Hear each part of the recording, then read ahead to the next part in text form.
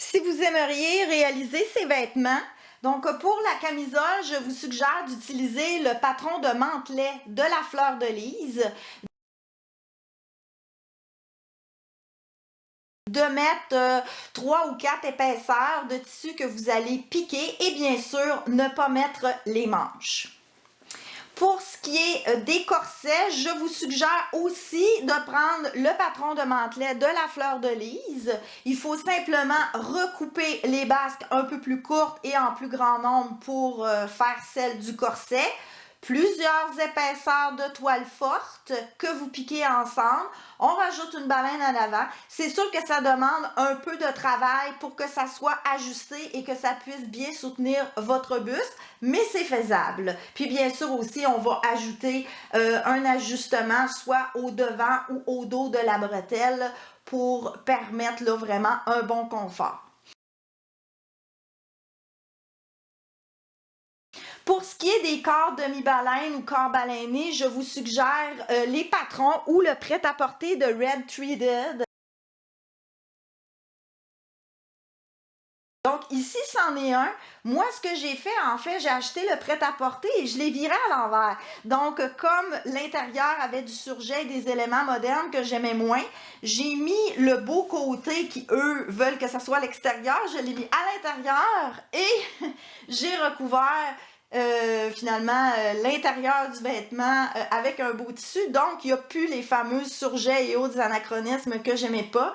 Et je dois vraiment dire que ça fait, là, vous voyez, une très très belle finition. Ils sont extrêmement confortables, très bien coupés, incluant pour les tailles plus fortes. Donc, un excellent achat. C'est pas donné, mais quand on comprend l'importance du confort de ces vêtements-là, là, ça vaut la peine d'investir. Et ils vendent aussi un modèle qui est ouvert au devant.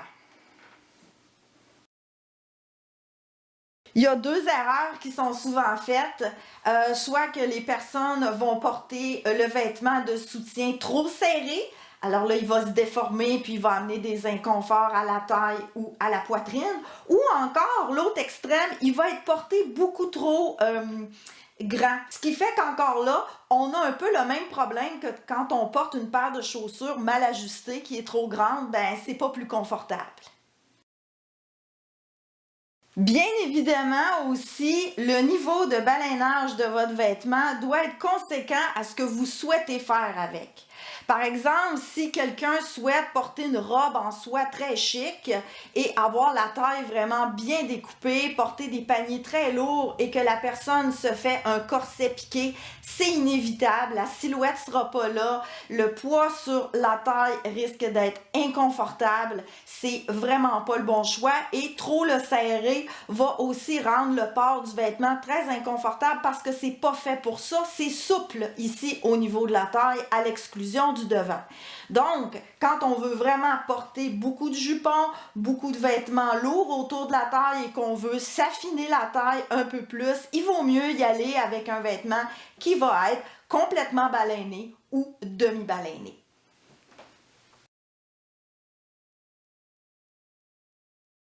Alors, les fameuses baleines, qu'est-ce que c'est? Alors, à l'époque, bien sûr, c'était de la kératine, puisque ça provenait des fanons des baleines.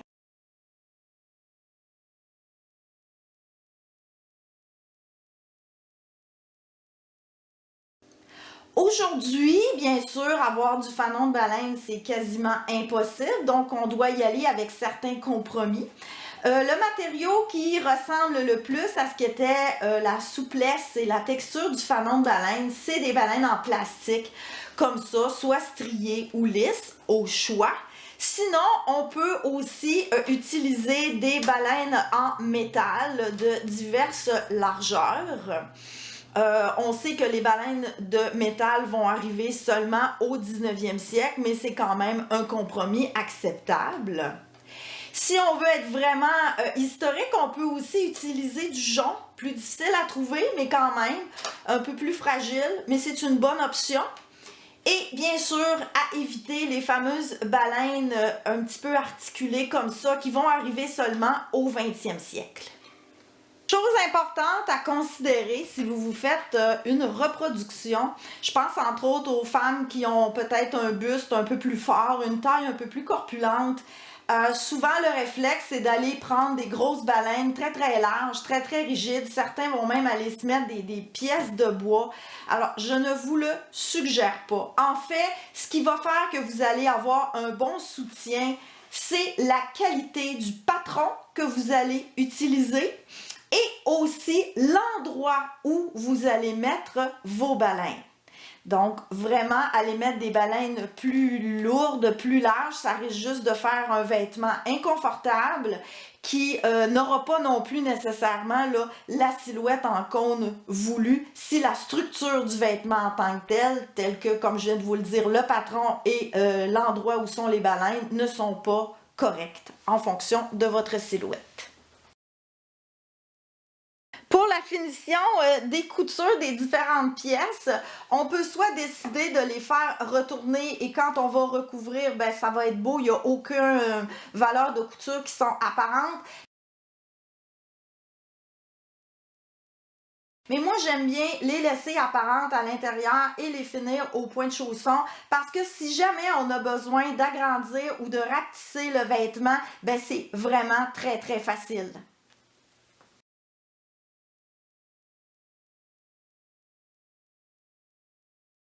Ici, je vous montre deux méthodes de finition.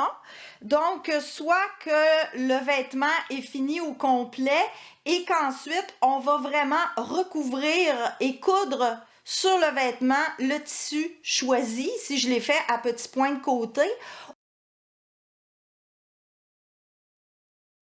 Ou sinon, toutes les épaisseurs sont mises ensemble et la finition va être faite avec un ruban, ici un ruban gros grain qui va être donc ici, moi je l'ai cousu là à la machine, vu que ça paraît pas, c'est retourné et finalement fait aussi au point de côté pour la finition à l'intérieur.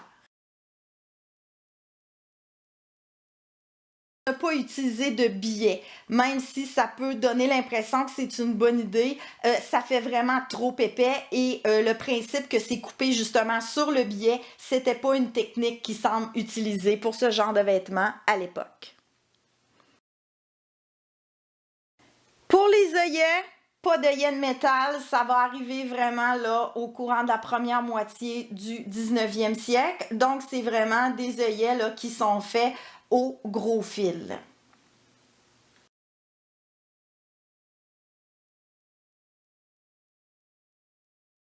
Pour piquer les couloirs de baleine, moi j'ai pas peur d'utiliser la machine à coudre parce que les originaux, ben, c'est fait par des professionnels, des tailleurs de corps professionnels à l'époque, donc les points sont extrêmement réguliers.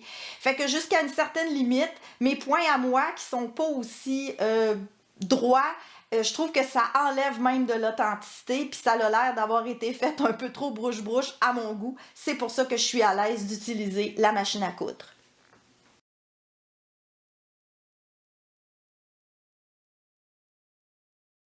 Je ne sais pas si vous avez remarqué, mais le laçage n'est pas en X comme on est habitué de voir sur nos vêtements modernes ou nos chaussures.